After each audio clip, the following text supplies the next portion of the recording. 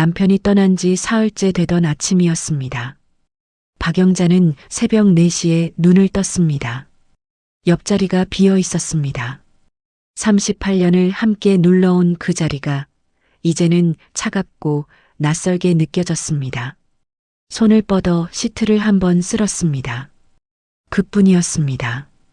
울음은 이미 이틀 전에 다 써버린 것 같았습니다. 72살의 아침은 그렇게 시작되었습니다. 영자는 경북 의성 출신이었습니다. 18배 중매로 시집와서 25에 서울 변두리 전셋집으로 올라왔습니다. 남편 박종만은 인쇄소에서 일했고 영자는 시장 귀퉁이 좌판에서 나무를 팔았습니다. 허리가 굽도록 일했습니다. 아이 둘 키우고 전세 보증금 모으고 마침내 이 집 한 채를 손에 넣었습니다. 성북구 골목 안쪽 계단 3개 올라가면 나오는 작은 단층 주택이었습니다. 마당에는 영자가 손수 심은 장미 2그루가 있었습니다. 봄이면 붉게 피었고 여름이면 가시가 돋았습니다. 그 집이 전부였습니다. 삶의 증거이자 남편과 함께 버텨온 세월의 흔적이었습니다. 초인종이 울린 것은 오전 10시가 조금 넘어서였습니다. 문을 열자 딸 이진숙이 서 있었습니다. 검은 외투에 가죽 핸드백, 립스틱을 바른 얼굴이었습니다. 장례식장에서 보던 것보다 표정이 차분해 보였습니다. 아니, 차분한 것이 아니라 단단히 준비된 얼굴이었습니다. 엄마, 들어가도 돼요? 영자는 말없이 물러섰습니다. 거실 탁자 위에 서류 봉투가 놓였습니다. 진숙이 봉투를 열어 종이 몇 장을 꺼냈습니다. 영자는 안경을 찾아 썼습니다. 숫자들이 눈에 들어왔습니다.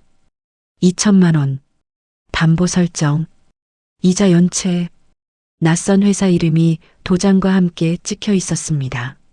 아버지가 몰래 집 담보로 사채를 쓰셨어요.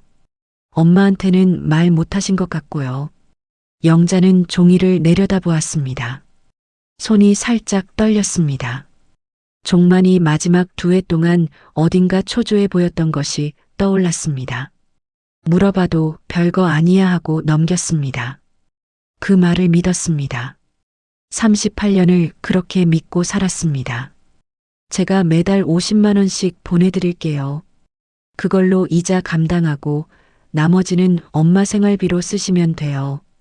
제가 정리해드릴게요. 진숙의 목소리는 낮고 또렷했습니다. 영자는 그 목소리에서 딸의 부담을 읽었습니다. 아니면 읽었다고 생각했습니다. 진숙아, 네가 그렇게 해줄 수 있겠나? 네, 할게요. 그것으로 충분했습니다. 진숙이 돌아간 뒤 영자는 한동안 탁자 앞에 앉아 있었습니다. 서류는 다시 봉투에 넣었습니다. 눈이 침침해서 더 보기 어려웠습니다. 국민연금이 한 달에 52만 원이었습니다. 진숙이 보내주는 50만 원을 합치면 100만 원을 조금 넘겼습니다. 거기서 이자를 내고 공과금 내고 밥을 먹어야 했습니다. 계산을 해보니 입에서 한숨이 나왔습니다. 치과는 다음으로 미뤄야 했습니다.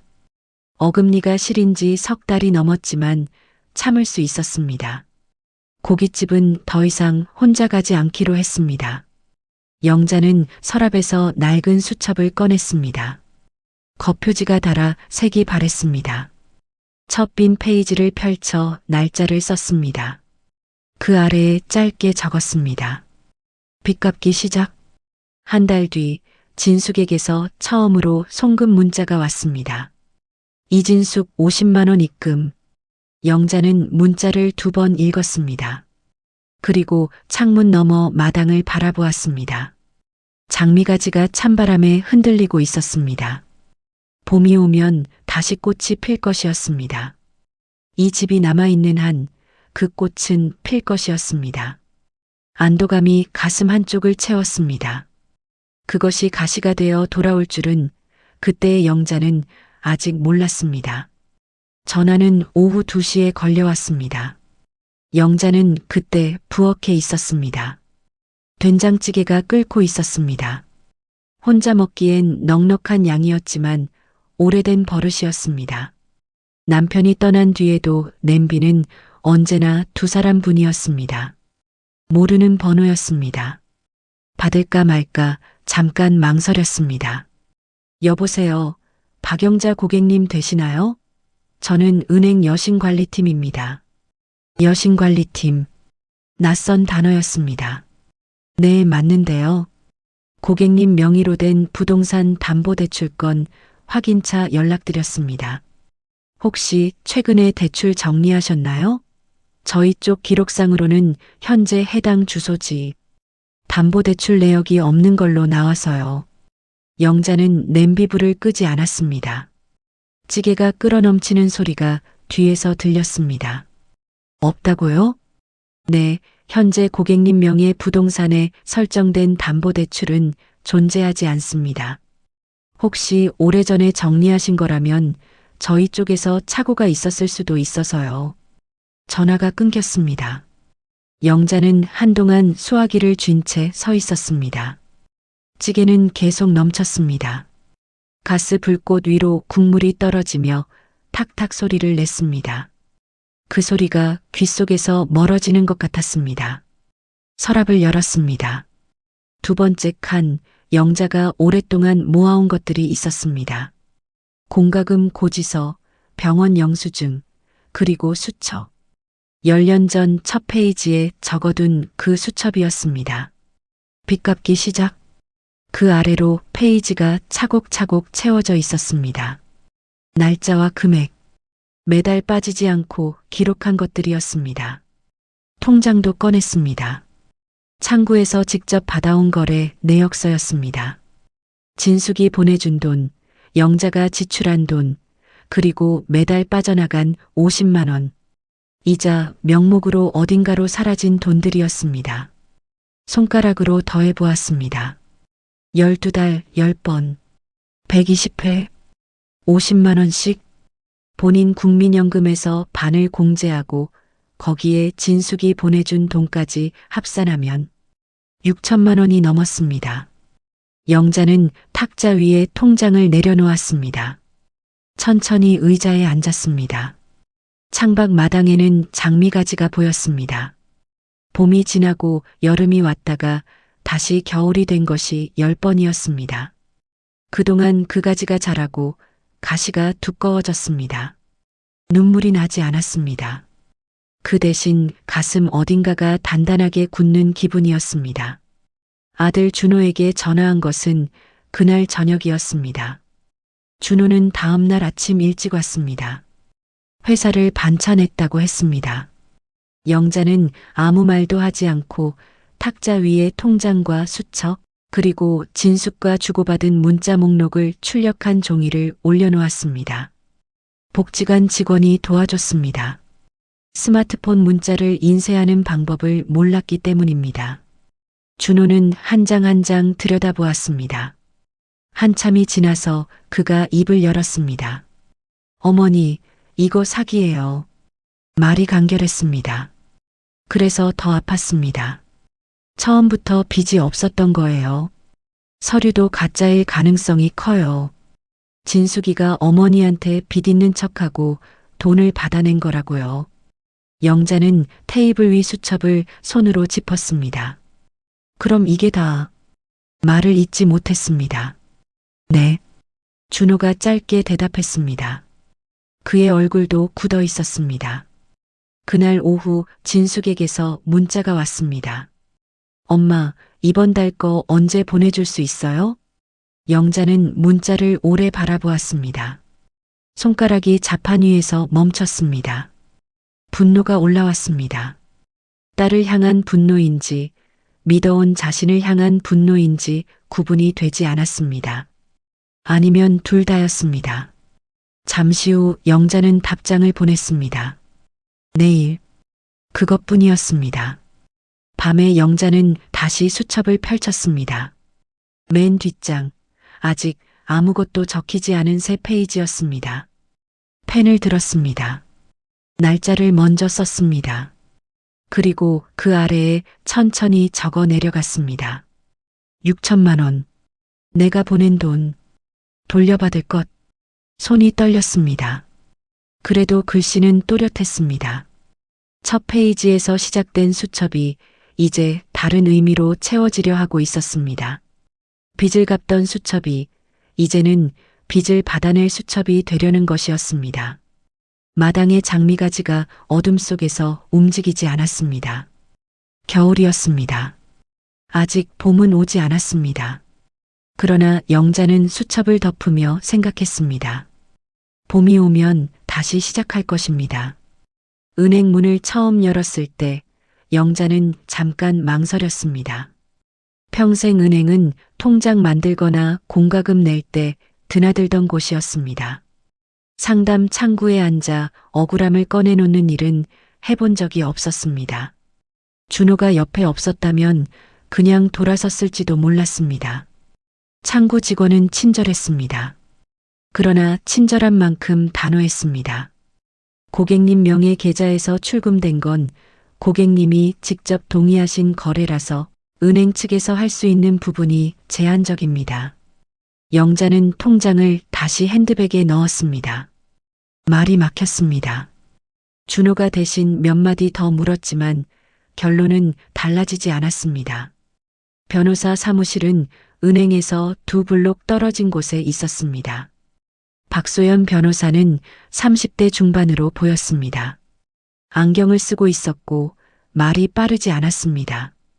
영자가 수첩을 꺼내 건네자 한 장씩 넘기며 읽었습니다.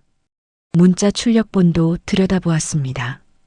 연년간 지속된 거래고 피해자가 자발적으로 송금한 형태라 입증이 까다롭습니다. 그래도 처음 제시한 서류가 허위라는 게 확인되면 사기 혐의 성립 가능성은 있어요. 고소할 수 있나요? 준호가 물었습니다. 할 수 있습니다. 다만 시간이 걸려요. 영자는 고개를 끄덕였습니다. 시간. 72에 시작해서 얼마나 걸릴지 몰랐습니다. 그래도 끄덕였습니다. 경찰서에 고소장을 접수한 것은 그로부터 사흘 뒤였습니다. 소문은 빠르게 퍼졌습니다. 진숙이 먼저 움직인 것이었습니다. 영자가 고소장을 넣은 그 주에 친척들 사이에 이야기가 돌기 시작했습니다. 처음에는 넌지시였습니다. 나중에는 노골적이었습니다. 영자 언니가 요즘 좀 이상하대. 기억이 오락가락한다나. 나이가 있으니 어쩌겠어. 딸이 고생이 많지. 전화가 오기 시작한 것은 그 다음 주였습니다. 의성 쪽 사촌, 남편 쪽 친척, 이름도 가물가물한 먼 일가부치들이었습니다. 영자야, 진숙이한테 들었다. 네가 좀 힘드나 봐. 집안일을 왜 밖으로 끌고 나가노? 창피하지도 않나? 딸이 뭘 좀 잘못했으면 그냥 넘어가야지. 경찰이 뭐고. 영자는 전화를 받을 때마다 같은 말을 들었습니다. 처음에는 해명했습니다. 중간부터는 짧게 알겠습니다 하고 끊었습니다. 나중에는 모르는 번호는 받지 않았습니다. 집 앞에 진숙이 나타난 것은 목요일 오후였습니다.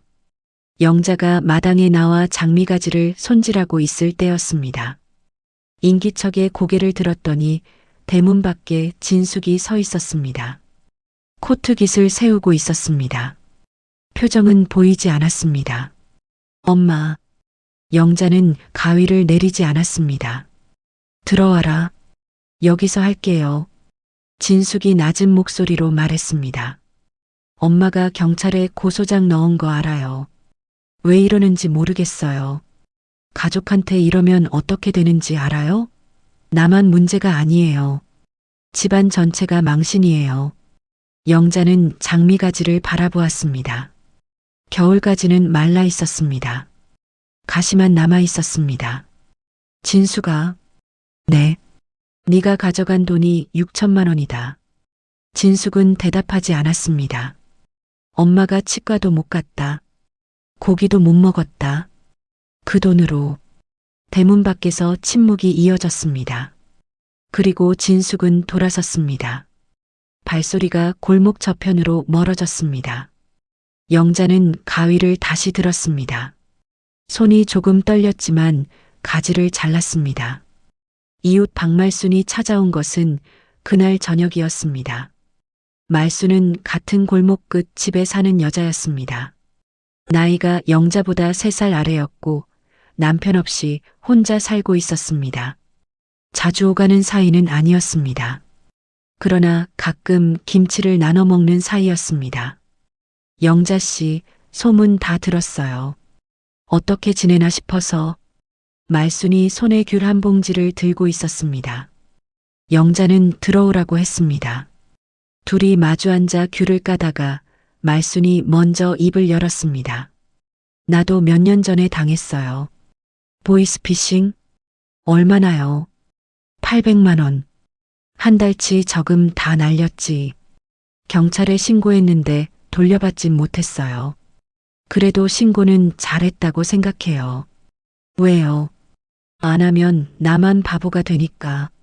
신고하면 적어도 내 잘못이 아니라는 게 기록에는 남잖아요.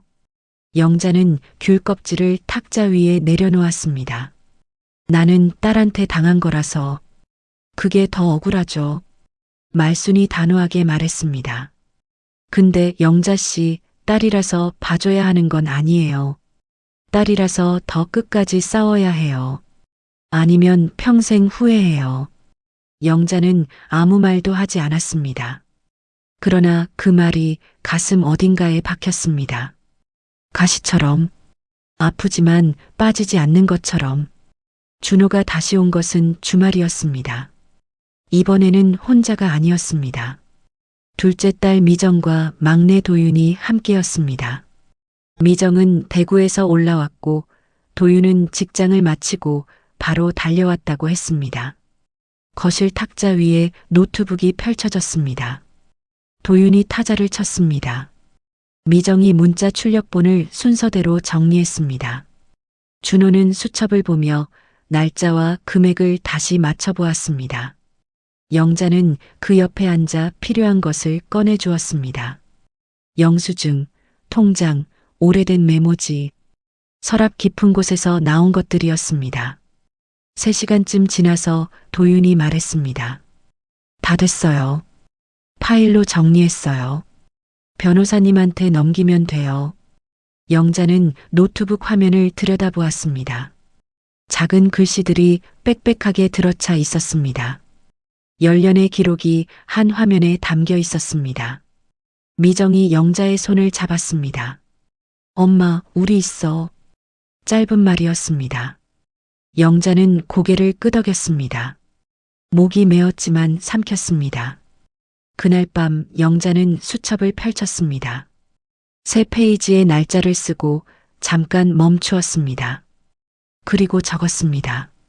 준호, 미정, 도윤, 말순 씨, 박소연 변호사, 이름들이었습니다. 혼자가 아니라는 것을 알면서도 적고 나서야 실감이 났습니다. 이름이 나란히 놓이니 무언가가 달라 보였습니다. 영자는 수첩을 덮었습니다. 불을 껐습니다. 마당의 장미가지는 어둠 속에 있었습니다. 겨울이 아직 끝나지 않았습니다. 그러나 봄은 오고 있었습니다. 조금씩 반드시. 법원은 생각보다 조용한 곳이었습니다. 영자는 재판날 아침 일찍 일어났습니다. 평소보다 30분 더 일찍이었습니다. 세수를 하고 단정한 감색 저고리를 꺼내 입었습니다. 남편 장례식 이후 처음 꺼내는 옷이었습니다. 옷장에서 꺼낼 때 잠깐 손이 멈췄습니다. 그래도 입었습니다. 오늘은 단정해야 했습니다. 준호가 차를 가져왔습니다. 미정과 도윤도 함께였습니다. 넷이 말없이 차를 탔습니다. 라디오도 켜지 않았습니다. 법원 복도는 서늘했습니다. 형광등이 희고 밝았습니다. 박소연 변호사가 입구에서 기다리고 있었습니다. 서류 가방을 든 채로 영자를 보며 고개를 끄덕였습니다. 잘하실 수 있어요. 짧은 말이었습니다. 영자는 고개를 끄덕였습니다.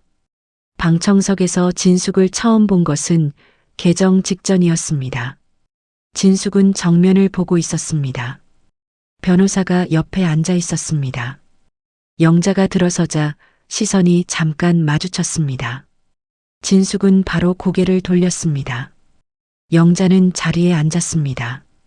손을 무릎 위에 올려놓았습니다. 떨리지 않으려고 꾹 눌렀습니다. 판사가 들어왔습니다. 모두 일어섰다 앉았습니다. 재판이 시작되었습니다. 박소연 변호사가 먼저 증거를 제시했습니다. 통장 거래 내역. 10년간 240회의 송금 기록이었습니다. 문자 출력본. 진숙이 매달 금액을 확인하고 독촉한 내용들이었습니다. 처음 가져온 담보대출 서류. 감정 결과 허위 서류로 판명된 것이었습니다. 마지막으로 수첩이 제출되었습니다. 영자의 수첩이었습니다. 10년 전 첫 페이지부터 마지막 페이지까지 날짜와 금액이 손글씨로 빼곡하게 적혀 있었습니다. 변호사가 말했습니다. 피해자는 단 한 번도 이 돈의 용처를 의심하지 않았습니다.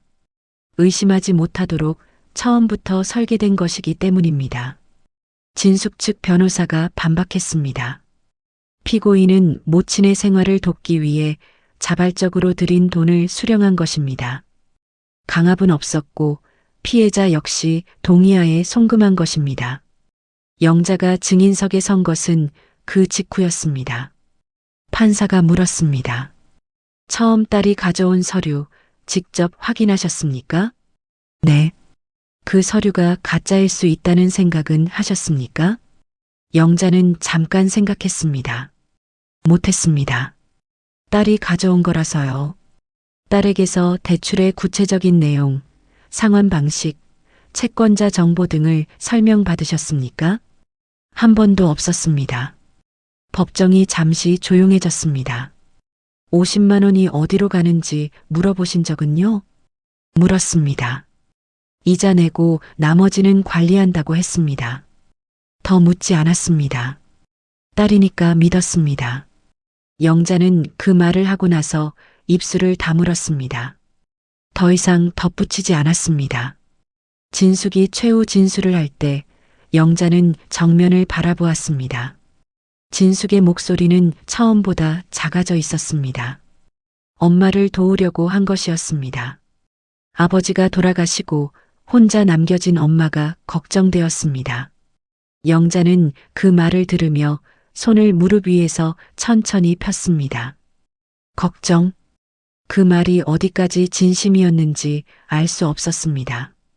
아마 영자도 진숙도 그 경계는 이제 알 수 없을 것이었습니다.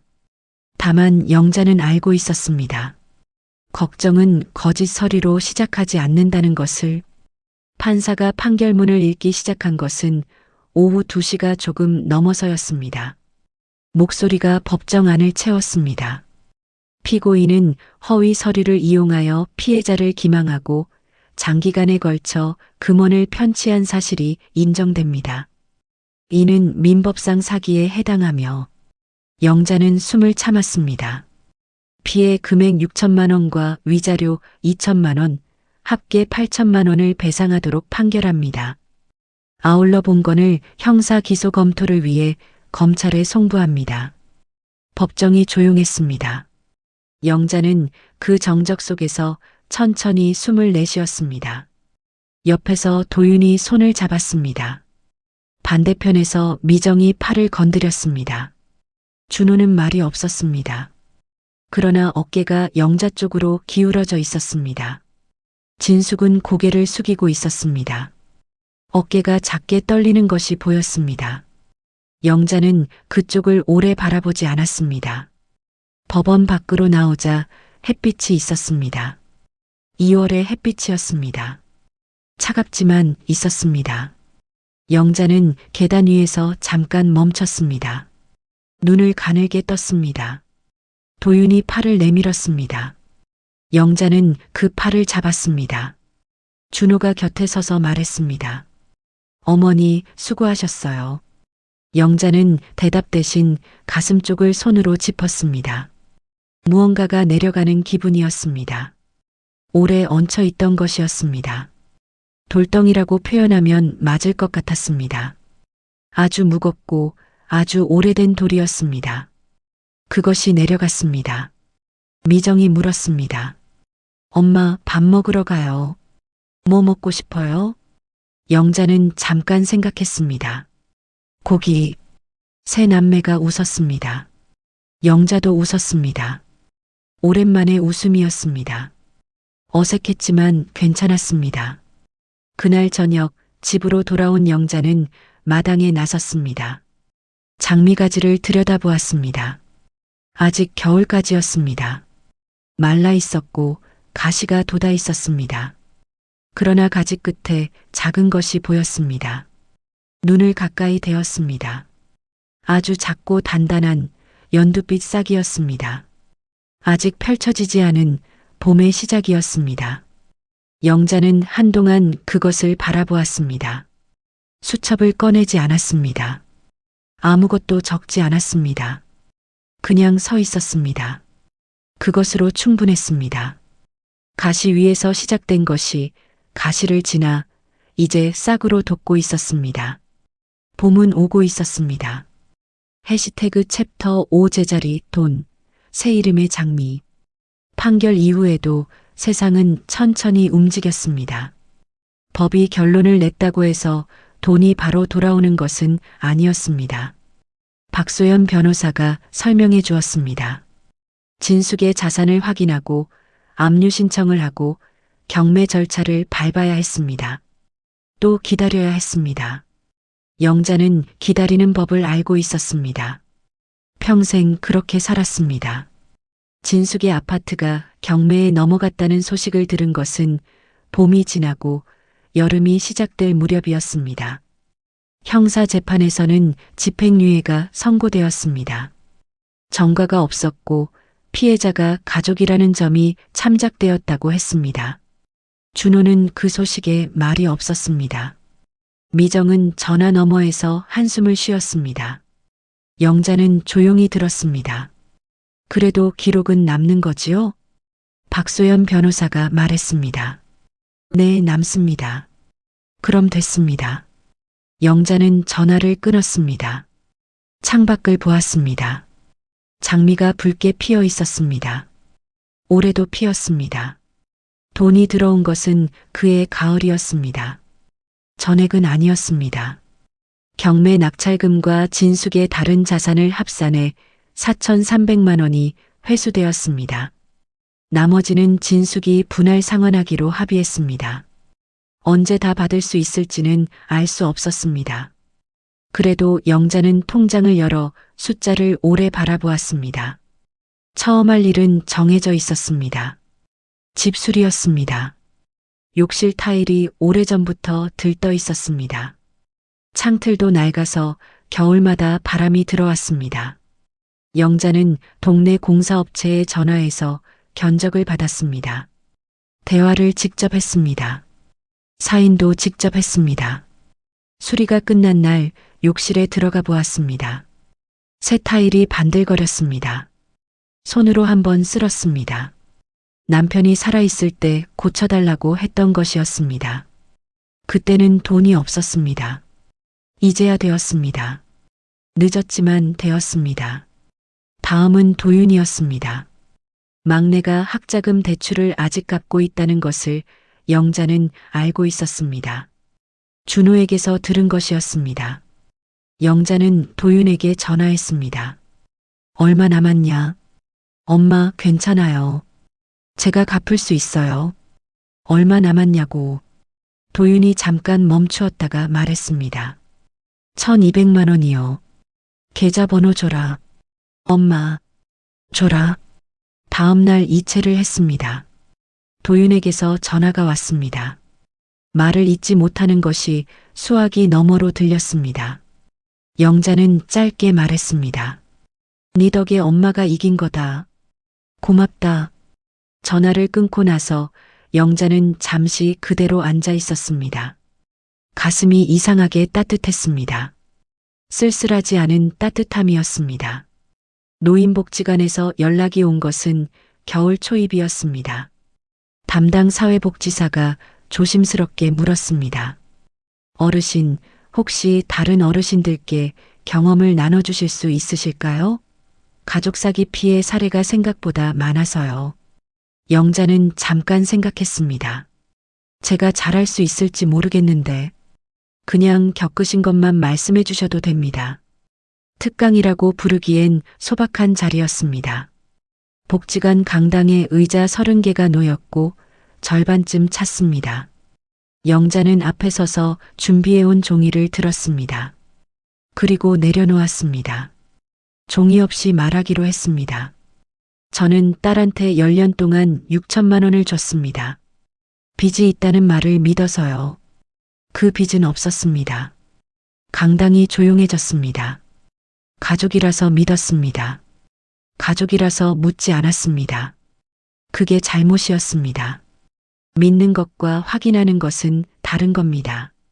사랑하는 사람이라도 확인은 해야 합니다. 누군가 손을 들었습니다. 70대로 보이는 여자였습니다. 그래도 딸인데 어떻게 의심해요? 영자는 그 얼굴을 바라보았습니다. 의심이 아닙니다. 확인입니다. 서류 한 번 더 보여달라고 하는 게 믿지 않는 게 아닙니다. 내 재산은 내가 지키는 겁니다. 강당 안이 다시 조용해졌습니다. 그러나 이번 조용함은 달랐습니다. 고개를 끄덕이는 사람들이 보였습니다. 강의가 끝난 뒤 한 어르신이 조심스럽게 다가왔습니다. 저도 비슷한 일이 있었는데 상담을 받을 수 있을까요? 영자는 잠깐 복지사를 바라보았습니다. 복지사가 고개를 끄덕였습니다. 앉아보시죠. 그것이 시작이었습니다. 그 뒤로 영자는 한 달에 2번 복지관에 나갔습니다. 상담이라는 거창한 이름을 붙이지는 않았습니다. 그냥 옆에 앉아서 들었습니다. 그리고 가끔 말했습니다.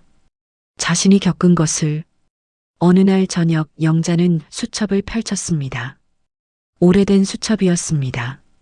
첫 페이지에는 10년 전 글씨가 있었습니다. 빚 갚기 시작. 중간 어딘가에는 6천만 원. 내가 보낸 돈. 돌려받을 것. 이라고 적혀 있었습니다. 마지막 페이지를 펼쳤습니다. 천천히 적었습니다. 내가 지킨 것들. 이 집. 아이들. 내 이름. 떳떳함. 펜을 내려놓았습니다. 수첩을 덮었습니다. 그리고 창밖을 보았습니다. 골목 가로등이 켜져 있었습니다. 이웃집 불빛도 보였습니다. 말순네 집 창문이 노랗게 빛났습니다. 영자는 혼자 중얼거렸습니다. 떳떳해졌다. 아무도 듣지 않는 말이었습니다. 그래서 더 진심인 말이었습니다. 봄이 왔습니다. 영자는 마당에 나왔습니다. 낡은 장갑을 끼고 삽을 들었습니다. 묘목 하나가 옆에 놓여 있었습니다. 도윤이 사다 준 것이었습니다. 엄마, 이거 용기라는 품종이에요. 추위에 강하고 오래 핀대요. 영자는 묘목을 받아들었을 때 이름표를 들여다보았습니다. 손글씨로 적혀 있었습니다. 용기 커러지. 꽃말은 용감한 사람이었습니다. 삽으로 흙을 팠습니다. 오래된 장미 옆자리였습니다. 두 그루가 나란히 서게 될 자리였습니다. 묘목을 내려놓고 흙을 덮었습니다. 손으로 꾹꾹 눌렀습니다. 물을 주었습니다. 허리를 폈습니다. 무릎이 아팠습니다. 그래도 폈습니다. 오래된 장미가지에는 이미 새싹이 돋아 있었습니다. 연두빛이었습니다. 새로 심은 묘목은 아직 가만히 있었습니다. 봄 햇빛 아래 작고 조용하게 서 있었습니다. 영자는 두 그루를 번갈아 바라보았습니다. 늙어도 싸울 수 있었습니다. 싸워서 이길 수 있었습니다. 그리고 이긴 자리에 다시 무언가를 심을 수 있었습니다. 장갑을 벗었습니다. 흙이 묻은 손을 잠깐 내려다보았습니다. 주름진 손이었습니다. 72해를 살아온 손이었습니다. 나쁘지 않은 손이었습니다. 영자는 천천히 안으로 들어갔습니다.